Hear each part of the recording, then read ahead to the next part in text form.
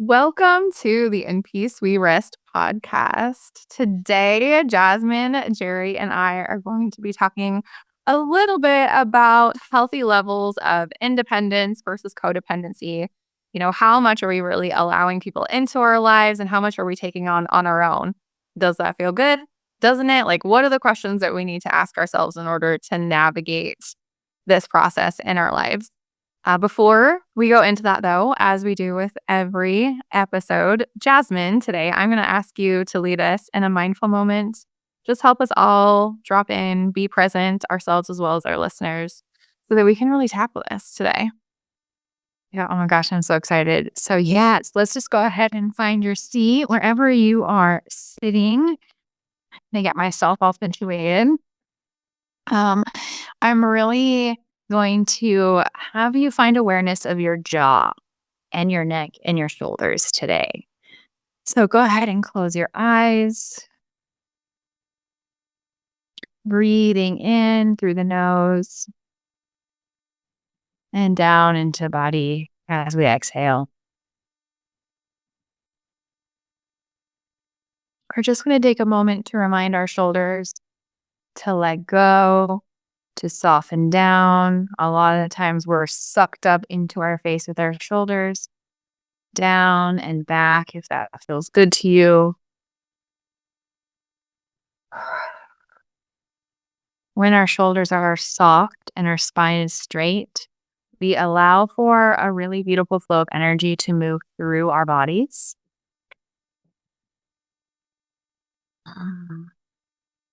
When we are aware of our neck placement, are you pushing your chin forward? Are you pulling back? Allowing the neck to follow the gentle alignment of the spine. Maybe a little slight wiggle, very slight wiggle from left to right with the head. These movements do not need to be big or intense, just a nice soft lean from one side to the other. Maybe a little forward and backward.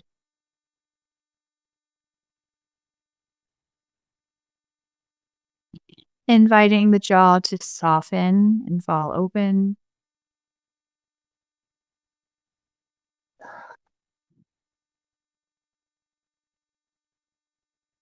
Unclenching. Oftentimes, when we're efforting too hard or trying to force something to be, we are clenching the jaw and tightening the neck and the shoulders. And just for this moment, just for today, it's okay to let that go.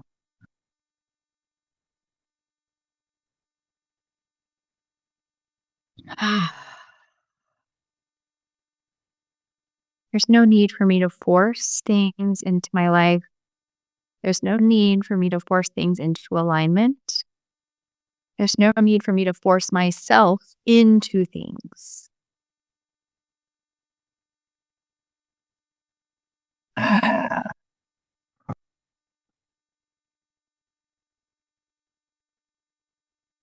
Just a few more breaths in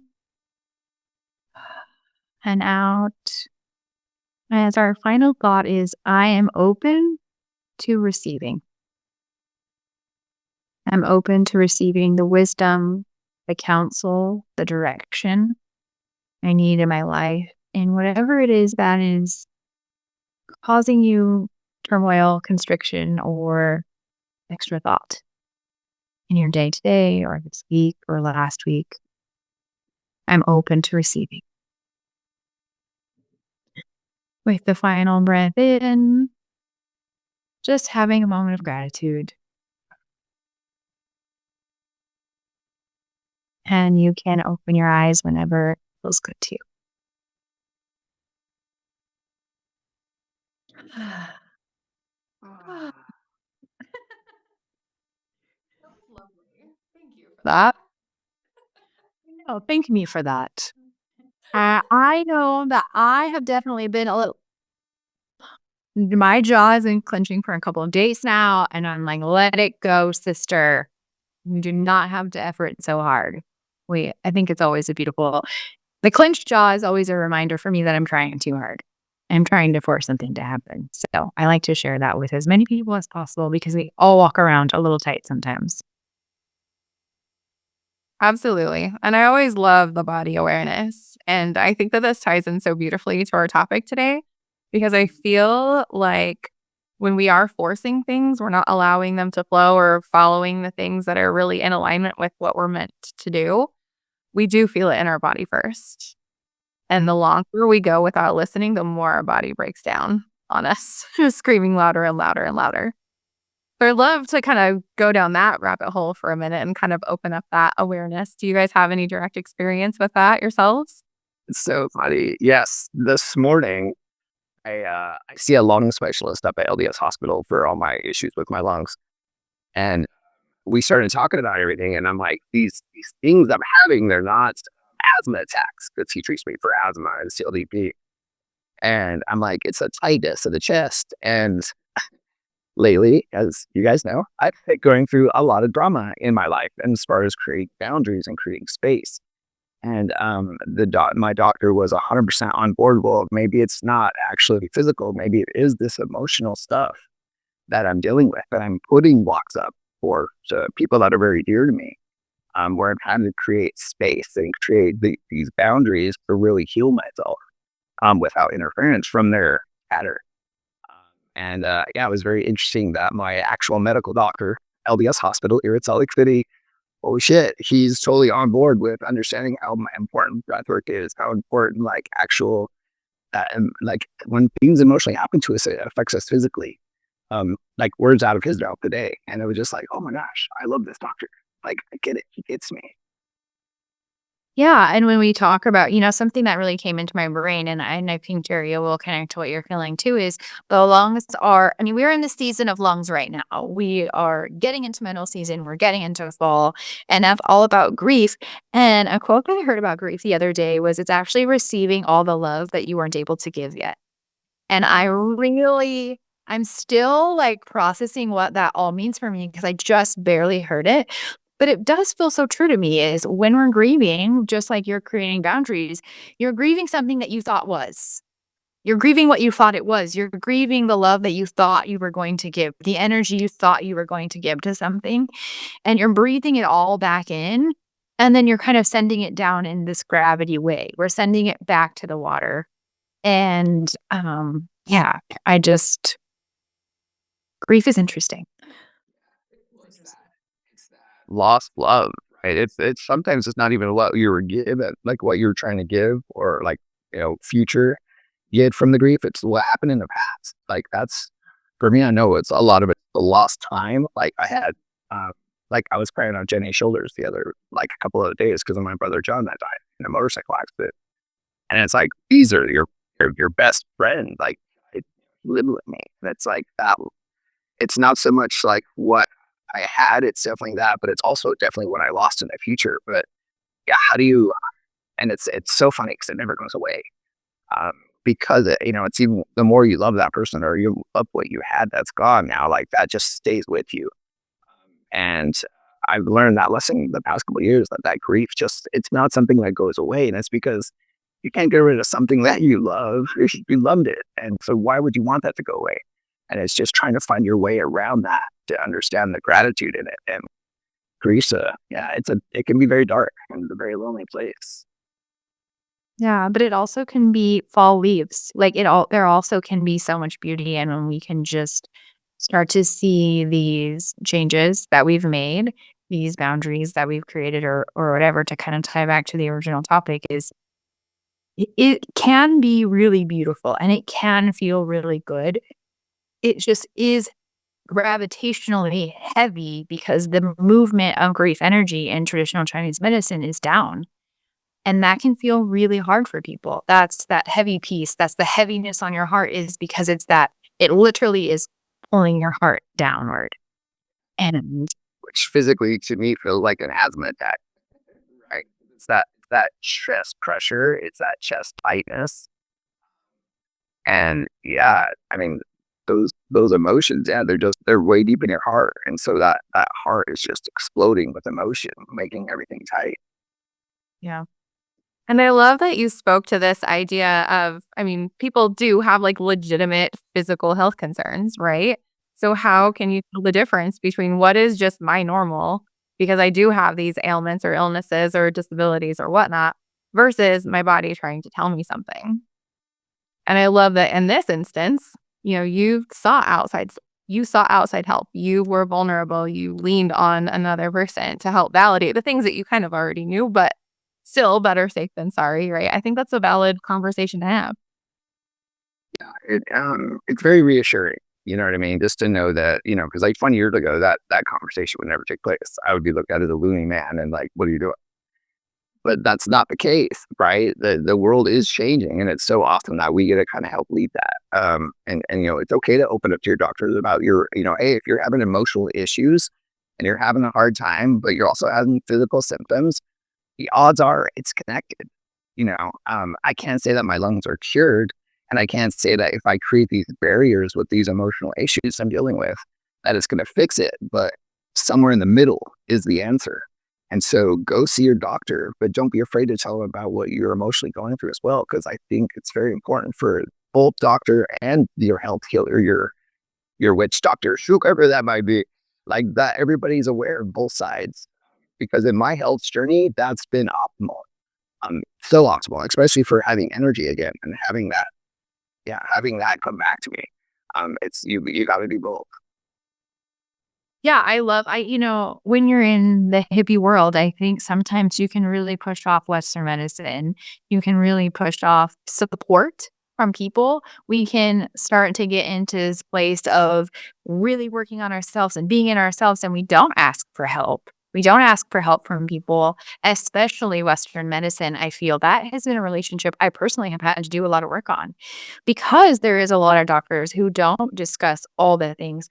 But I also have to look at myself and say, wait a minute, did I share? Did I create that? Did I start to talk about that with my doctors?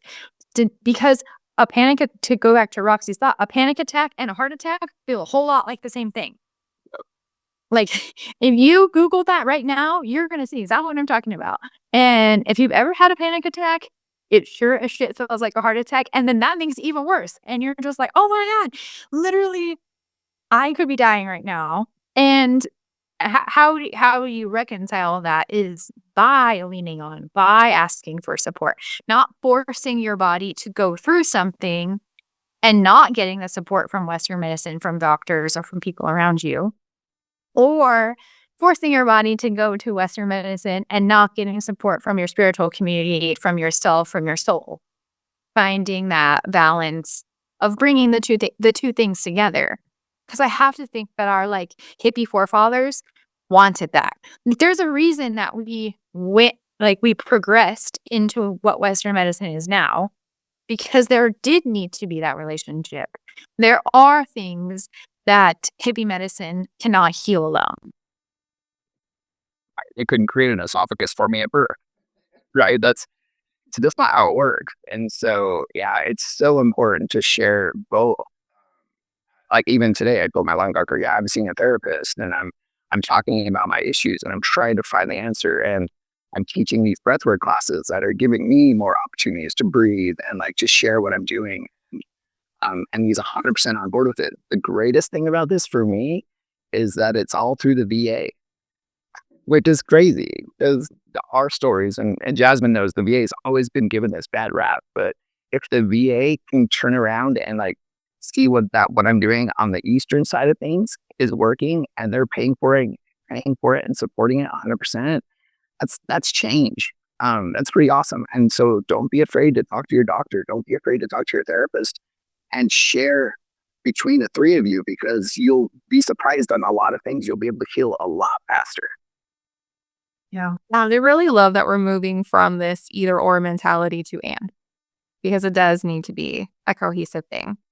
And I want to move away from the body talk for just a minute. I love the body references, because I feel like those newly on the path, a lot of what we talk about in the hippie world can be a little abstract. And it's really hard to connect to, but we can all connect to our body. So I love that we're able to kind of give little references and say, hey, are you experiencing tightness here? Question this. But moving forward, I'm really curious. I want to talk about the idea of like independence versus vulnerability. How were you guys raised as far as like for me, I was raised that like independence is strength. Like I can do everything on my own. Some of that was passed down, some of that was out of survival, but it took decades worth of unlearning that to really allow myself to be vulnerable and let people in so that I could experience true connection. What was your guys' experiences with that? I Oh, yeah, for sure. Like, I'm an only, first off. So just me against the world, baby. Like, that's how I kind of came into the world. Me against the world. I've got to handle this. I've got to take care of it. I feel like I was one of those children that did grow up fast. That, and for good or for bad, I don't have any judgment about it. I just was my truth. I became an adult pretty early on, I feel. And then, the next days of my life, I mean, I got married when I was in high school still. And then I moved across the country by myself. And I've done so many of these trips and where it was like, oh, you're a bad bitch. You can do it by yourself. You don't need anyone to support you. And that has been something for me that has been incredibly, incredibly hard to get over. Then I go into the military where it's like service before self, which just enabled that even more. And I think that's a piece of this independence that isn't talked about enough. We are taught so much to serve others before ourselves. And I think that does lead to that thought process of I'm on my own, because when I am in community, I'm only thinking about how to support the other people in the community. I'm not thinking about receiving. And that has been a huge influencer in my life until I started really down this journey of finding myself and starting to receive self-love, and then starting to feel safe to receive from other people, which has been thus far a 5-year journey, 6-year journey. Well, actually it's more than that now. I think it's closer to 10 because I did start in the traditional therapy world before. So I think we're closer to 10-ish years now, which seems kind of crazy for me. Let's be honest, it's a lifelong process. Yeah. Yeah. We're dipping in and out constantly.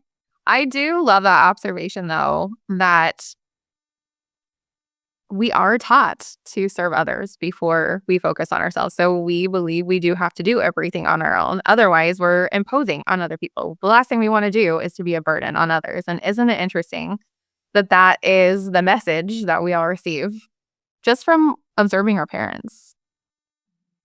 Yes. Yeah. I think it comes from like there's this scarcity that a lot of our parents had. I know we had that in our family.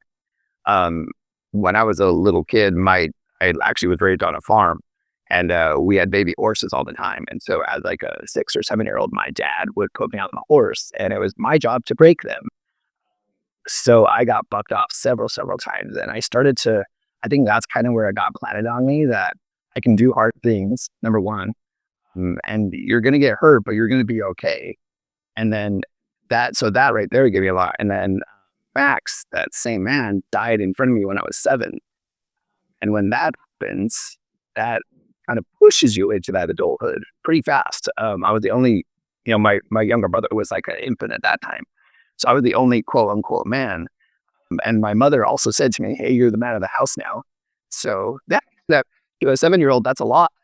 And but it gave me, I grew up a little bit faster, I think, than most because of that. But it's also very empowering to know that I can do it on my own. And I did get those lessons really young because it's pretty rare these days. And so it's pretty emotional when it comes through because yeah, I miss it. I miss those moments. I miss the times that we had together. That's totally what I lost track of what I was talking about. You're good. I love I love where you're going in this space of this itself is also an conversation. I feel like having this independence, learning, and when we talk about, even when we go into the houses of astrology, right? The first 6 houses of astrology, we're talking about finding ourselves and finding you. finding you in this big world. When we come to Earth, when we come and we have these experiences, it is about finding us. But then we have the second six houses where we have to learn to be in community. And I think that's a transition that happens in for me in my 30s, like my 20s, 30s. That's when I had to start to learn to connect and lean on other people. And when you do have this intensity of how you were kind of thrown into the independence, and that was so celebrated, the independent piece of that was so celebrated. And we spend a lot of time in school, right? Learning to be our independent self, learning to turn in our own work, learning to take care of ourselves. But I don't feel like there's like a second school where we then learn to work as a team. That I feel like is so missing in our community is how do we take that really strong, beautiful, confident independence that we created? And a lot of us, it's not just us. It's not just Jerry and I. And Roxy has experiences that are very similar to ours and learning to grow up really early. So many people do have that story. But how do we now support each other in being vulnerable, in taking off the masks and sharing those scary feelings that our confidence covered up before? Yes, I love everything about what you just said. I feel like in addition to this need to be independence, like independence when we're young is very like accomplishment driven, right? Oh my gosh, you got straight A's, awesome. You got a job, you bought a house really early, and you're doing this all on your own. Like all of those things are so highly celebrated. And so, of course, we're building so much confidence as a result. Additionally, a lot of us who do get thrust into adulthood a little bit early, usually not out of the most ideal circumstances, right? And so for me, it wasn't just that independence was great, it was vulnerability isn't safe. Yeah. I grew up in a household where there was abuse, there was neglect. And when I saw people in my home being vulnerable and that being a dangerous situation for them, I learned really quick, nope, we don't depend on other people. I have to depend on myself for survival. And that survival mentality to get out of is really, really hard because in order to get out of that, you really do have to be able to trust and lean on the people around you. And that's trial and error. Well, and I think, and I would be curious to your guys' stories about this, but to get out of that mindset, I think you almost have to be put in a survival situation again. Like you have to be put like, I can think back to my times of like when did I slowly start to let those walls down and what was the catalyst for that? And a lot of times it was again extreme situations where I had no choice but to rely on other people. And as I've gone through the journey that those extreme situations get less and less and I am more willing to let my guard down with people. I am more willing to be vulnerable now. But the first few situations that I had those experiences were traumatic as hell, to be honest. There were, things like going to basic training by myself, things like moving across the country by myself, and having to lean on random people for directions, having to lean on people who you've never met before. Another one is being in a deployed situation, right? You're in a group of people you never met before, but you're all there. You're all in this weird situation where you have to lean on each other. And in more recent situations I've had, just this last weekend, I had about 10 situations where I had to lean on other people. And when I came back from that, it really was so lovely to feel that connection and community. But I do have to be honest and share, like there was a catalyst of kind of survival and scaredness that made me have to open. How was that for you guys? Do you feel like you've had similar situations or does it show up different? So for me, it really showed up in my darkness retreat. So I agree with you 100%. It's when those times that are very challenging. I went into that thing kind of hoping that thought I was going to learn how to talk to aliens and I was going to meditate on this whole new level and I was going to, receive this Buddha enlightenment. And grief smacked me hard in the face. And all that stuff from forever ago just came right back. And what I learned in the darkness was that I have to focus on that love cup, right? I talk about that a lot, but like my love for myself. And that in that darkness, in that moment, I realized how much I'd really neglected myself, how much attention I'd really given myself, really to not worry about anything outside of myself, but just to give myself time with my own thoughts, my own needs, and my own feelings. But like when you're forced to do it, it can be. I mean, I tell people that the darkness was just as hard as basic training, if not harder. And basic training, Jasmine, is 3 months long. I was in the darkness for 3 days, but it's just the intensity of it, and but had I not challenged myself, I would never figured that out. And it's just, we have to learn to step out of our comfort zones a little bit and trust that our intuition will take us where we need to be. Yeah. Learning if you can't trust yourself and be vulnerable with yourself, how are you going to be that with or for someone else truly? And that's another level of that. Like, I have to get pulled out. I have to have this kind of intense moment where I got to get forced to see something in a different way. It's kind of like a reset, or I say an etch a sketch moment in life, where to kind of just, okay, whatever I learned before, I've got to just kind of put down for right now and just be here. And then just allow that to just be an experience without any direction other than just being. Yeah. We don't do that enough. Yeah. And I really feel like it's so important, I think, for us to have compassion for ourselves throughout this entire process, because I agree with you, Jasmine, in the sense that you are going to repeat this pattern. You are going to find yourselves in moments of survival where you are forced to depend on other people to allow them to let in. And it's hard. Like, I feel like I would question our readers. I would prompt our readers to ask themselves, is there something that someone has told you recently about yourself that you just really constrict to? Like, you're like almost offended and whatnot. I remember very, very, very early on in my journey, I had a reading with somebody, and they basically were like, you're meant to do this work on your own, and when you're ready, you will. And I was like, F you, I'm ready now. I'm giving you permission. Oh, do what you need to do. And she's like, when you're ready, you will. And I stewed on that comment for, like, no joke, 2 years. 2 years. Because I feel like the stories that we tell ourselves, like, I'm strong enough, I am ready, I can, I will, I will. Like, those are all out of survival. And to have so much compassion for yourself, because you're learning that you're not in that place anymore. And the only way you learn that is to soften to the new environment and the new people and places around you. I was really stubborn. And I wish I had listened sooner. But I love that the universe and our bodies have a funny way of forcing us into that situation. And my last course that I had left me, like, horizontal for 6 months. I had really bad back issues, and I was fully dependent on my husband and my child. And that was really, really, really, really, really, really hard for me. But I was forced to sit alone with my thoughts, just like Jerry in your darkness retreat. You have nowhere to escape to.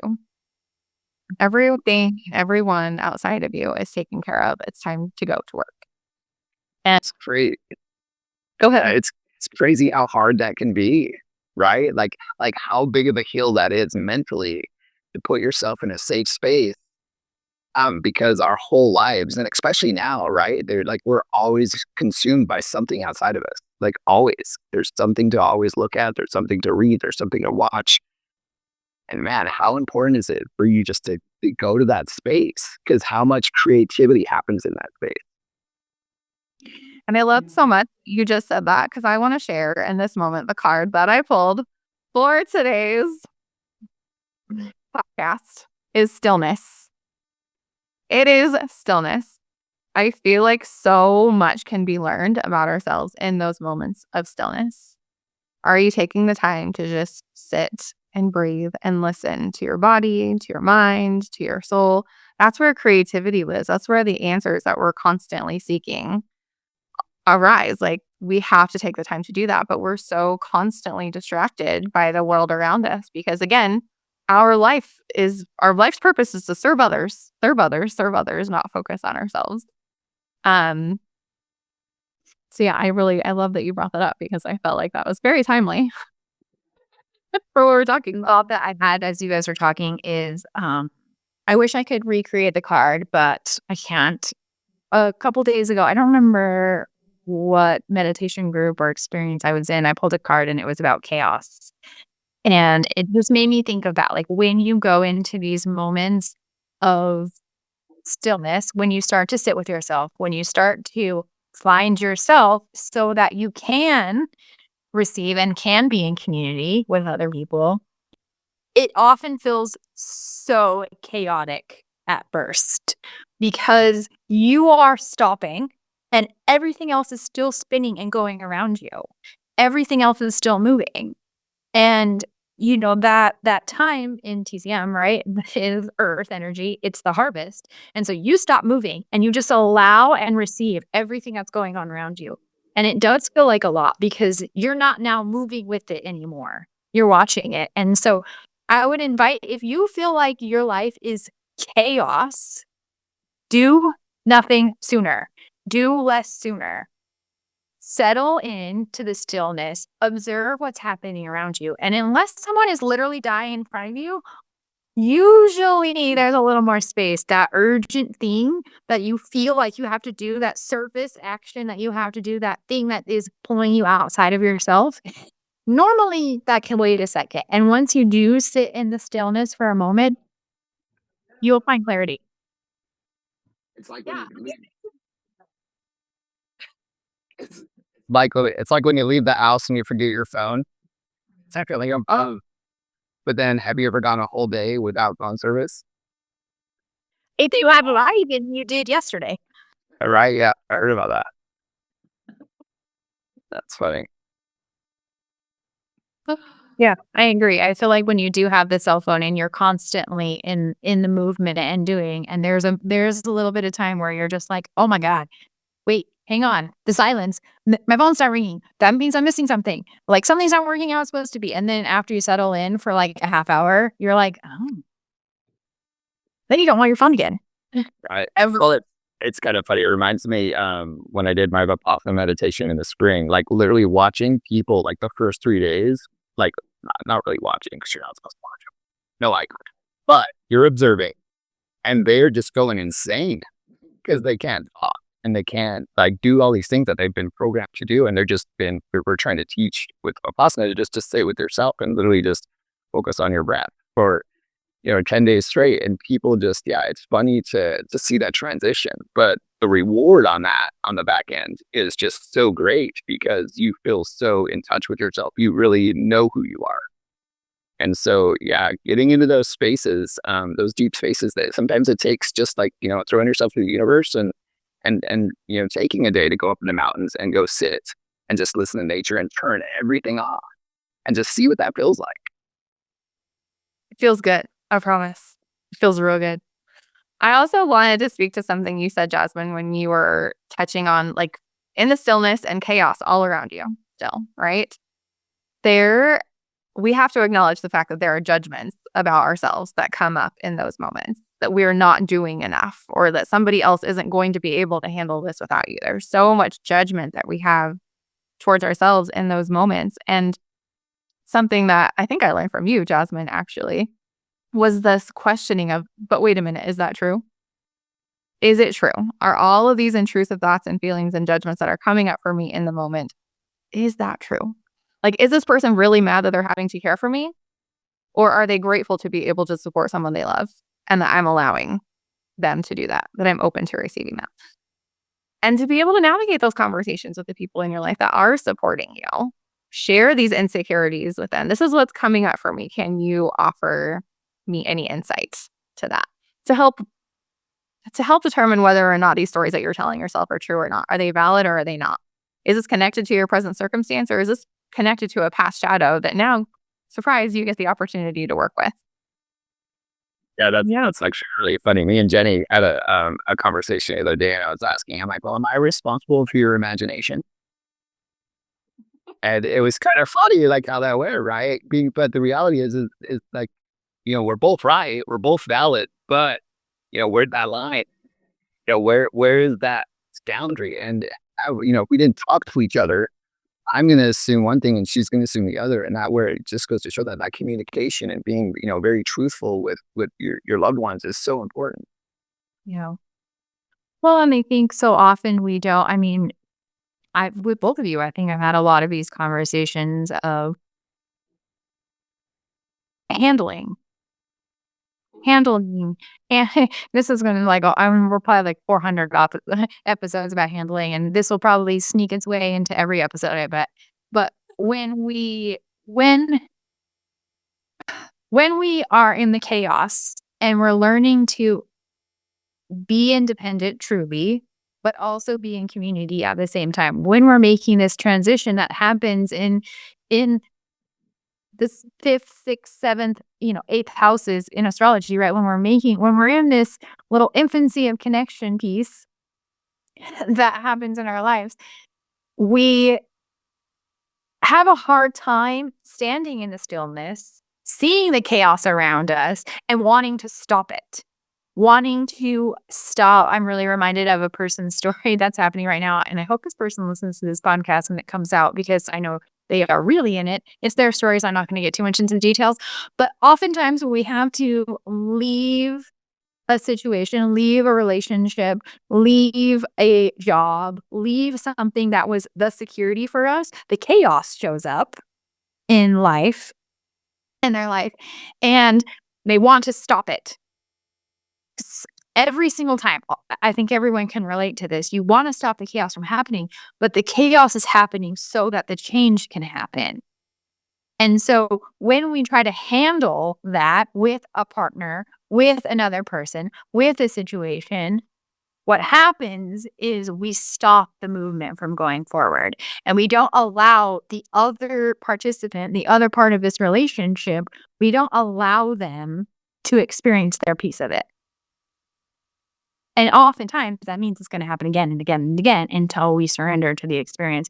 Therefore, it goes into that place of whispering to screaming. Yes, 100%. And I love that you spoke to this idea of relationships, because I feel like when you allow yourself and the other person involved in your relationship to have your own individual experiences and then come together to share them versus handling how the other person is going to receive that, you will find that you really do strengthen those connections. You build trust, you build safety and security. And it's a deeper connection that's on a whole other level that even with my husband, we've been together for 22 years we have been together. And we are more deeply connected today than we ever have been. Like in the last few years of the deep work that we have both done, it's been a game changer for us. So I really caution people to stop making assumptions about the relationships in your life. And as you give yourself permission to be, you will give the others around you permission to be as well. And watch what happens. It's very exciting.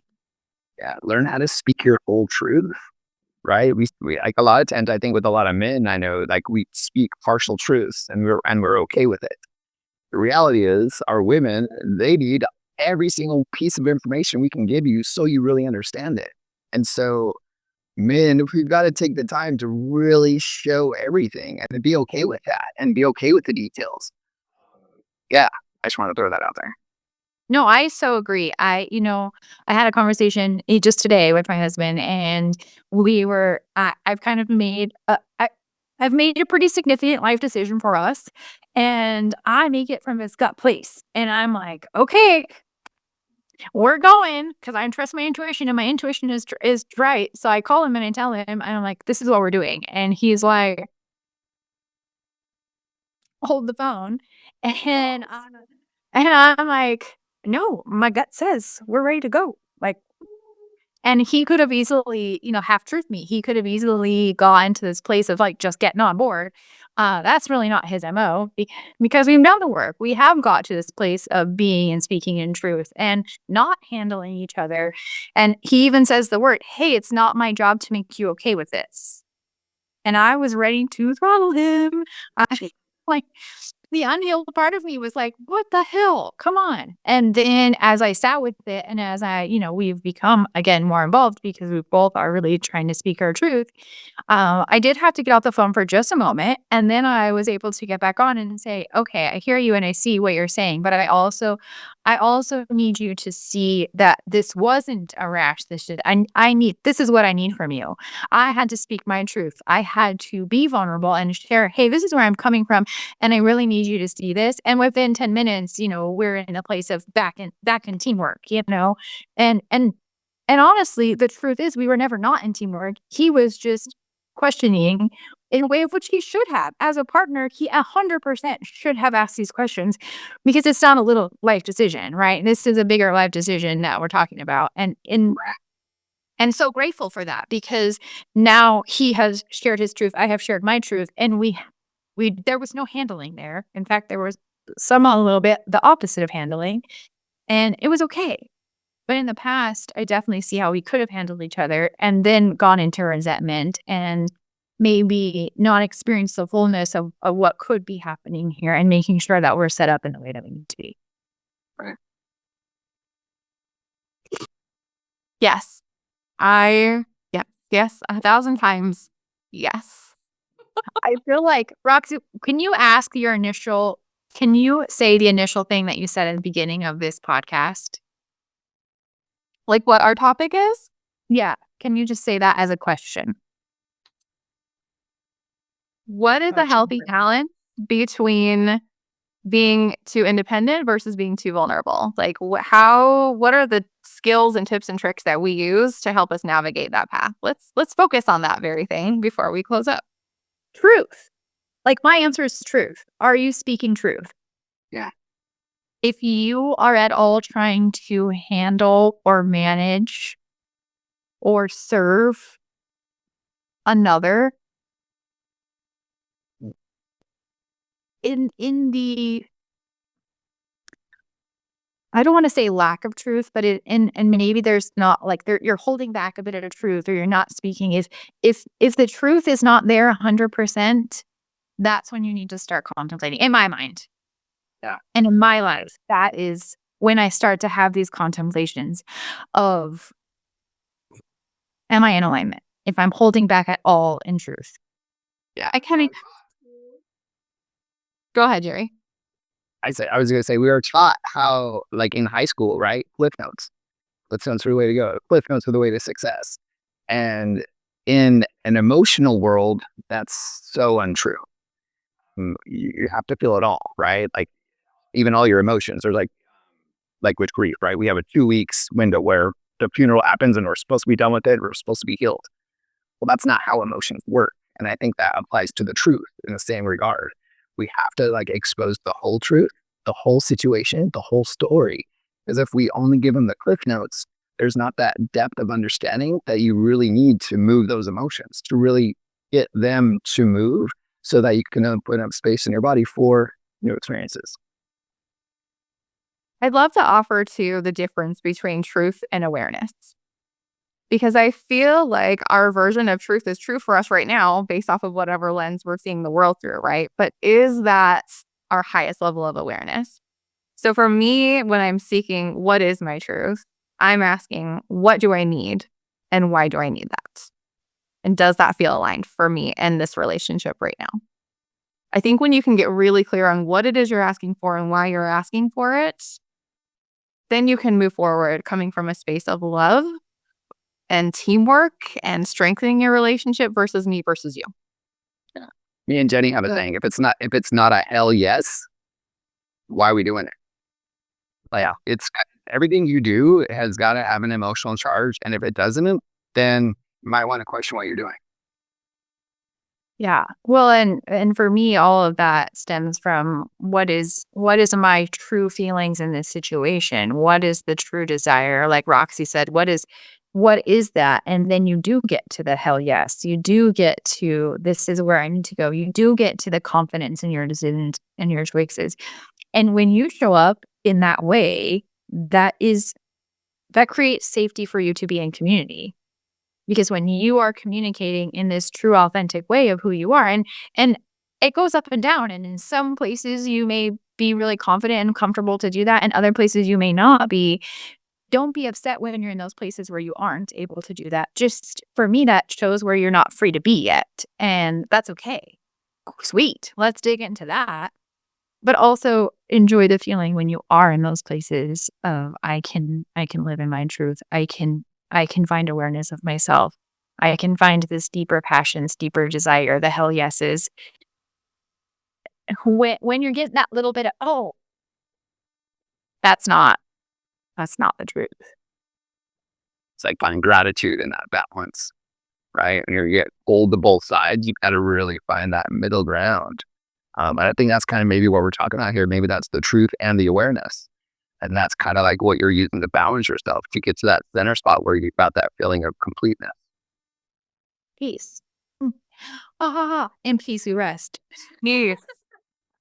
That is the word. That is the word that I've been waiting to hear. Because I feel like for me, if I think back on past versions of myself when I was like deep in the handling space, it was always coming from a good place. I was just trying to help everyone around me be happy and get everything that they need and nurture them. And like, that makes me a good person. Like in reality, that was not my truth, but that's what I believed was my truth at the time. And so how can I go deeper with that? Like, why is that important to me? Why do I believe that they can't do for themselves? You know what I mean? Like this line of questioning, it's a really long, deep, arduous process that never ends. But hopefully with each new layer of truth that you share, you gain a higher level of awareness and vice versa. Well, and at that time, in that space, handling people did bring you peace. But as you've gone further, as like you just said, as you've dived deeper into your truth, and as you started to become a lot more aware of how your body feels and speaking true for yourself, you've learned that there's deeper versions of peace for you. And that's why some people are like, oh, I want to get rid of this ego response. Well, our egos are actually really beautiful and they do serve us. So don't be too mad that in the past you received peace from a little less truth. It's okay. It's okay that was where you were. And because you're listening to this and because you're a bit on this journey, obviously, if you're still here, you're kind of digging a little deeper. You're wanting a little different flavor of peace, if you will. I just got I just want to say too that this isn't just about your truth with who you speak to outside of yourself, but just importantly, if not most important, the truth you tell yourself. Yeah. And so it is. Before we wrap up, I think the one last piece that I would like to offer on this topic is this idea of when we are like really proud of our independence and this accomplishment, right? Part of that confidence that gets built up is this idea that we're better than, right? I'm doing it better than most. Yay. And that's like a beautiful ego response that comes up. It helps drive and motivate us to do other things and create bigger and better things. However, it also puts a wedge between us and everyone around us. It separates us. And really, this whole journey is this idea of getting back to oneness. I am you, you are me. And so when we are questioning independence versus vulnerability, like recognize how can those be the same thing? How can I like bundle them all together in a way that I feel connected to myself and everyone around me? Because that is the ultimate goal. Yeah, I agree. Yeah, it's all about community. And it reminds me of when I used to manage in a call center. And my whole job was to manage, these 15 adults. And my whole mentality was, I want them to know everything I do so that they can replace me. And I saw a lot of my peers on the inverse of that, where ego was in the way and they had this weird sense of job security. And my teams usually thrived, not only like performance wise, but like as a team, the community, because they were exposed to like this path of honesty. And I was very clear with them, where I think when somebody's in their ego, they tend to use those cliff notes more, right? They tend to hold things back because they want to be able to control a little bit more. But what I learned is that when in the moment where I am completely honest and truthful with the community, they thrive and they grow. And there's none of this quote unquote drama that happens because everything's on the table. Yeah. Truth is not always about being nice. Truth and nice are not the same thing. Not at all. Truth is speaking for yourself. And when we can do that with love, grace, and compassion for the other people, right? And knowing that we all do want to be in community. We all do want to be in oneness. And when we can speak for the truth of all, knowing that we are part of that, and we can speaking our truth is important, and being honest is important, because if we're not, then we're constricting and we're holding back from the community. And when other people are doing the same thing, then we're in disconnection. And we're half in the community and half out of the community. And that creates this pull and separation from our bodies that doesn't feel good and doesn't serve us. And then we get to managing it and handling, because what we really want is to be in rhythm with each other, to be singing a song together, not in our own stories, which happens when we don't speak our truth. Yeah, and I would just really encourage listeners to, like, surround yourself with the people you want to be more like. I have to say, if I've gone to different classes or been in different environments or groups of people, as I observe how people navigate conversations, I get an immediate emotional response of like, yes, I want more of that. I need to learn that. I want to embody that. Or like, nope, I am gonna get as far away from that drama as I possibly can, because that's not healthy. And I have learned so much, even just in being a part of the My Mind and Body Collective community, because there is such a safe container for everyone to speak and share their whole and honest truth, their full authenticity of who they are, their feelings, what they need, their boundaries, asking for help and support. Like, it is done with such love and has been the most beautiful, healthy example that I have ever borne witness to. And I'm so grateful for that experience. And I welcome everyone to seek out that own experience in your life so that you can learn. Like, if we've never had an example, we're making it up as we go. We don't know. It's trial and error. So just surround yourself with the people you want to be more like. And I'm grateful for both, because, when I grow up, I'm going to be just like Jerry and Jess. I think we could all say the exact opposite, in that we just, we want to be like you, and there's so many people in the community. Even just in class last night, I had regulars, and then there was a new person, and it was so cute to see how they supported this new person coming into the community and learning to speak their truth, maybe for the first time in a group of people, and show up just as they are. And I love it. It's great. It's so great when we get people, like, I love when people come to my class and they are just so blown away by how much peace they feel and how much love they feel, and how the container that we've created there is just such a beautiful space. Like, and it just allows them to be themselves, and for most of them for the first time. And how beautiful that we get to witness that every single day.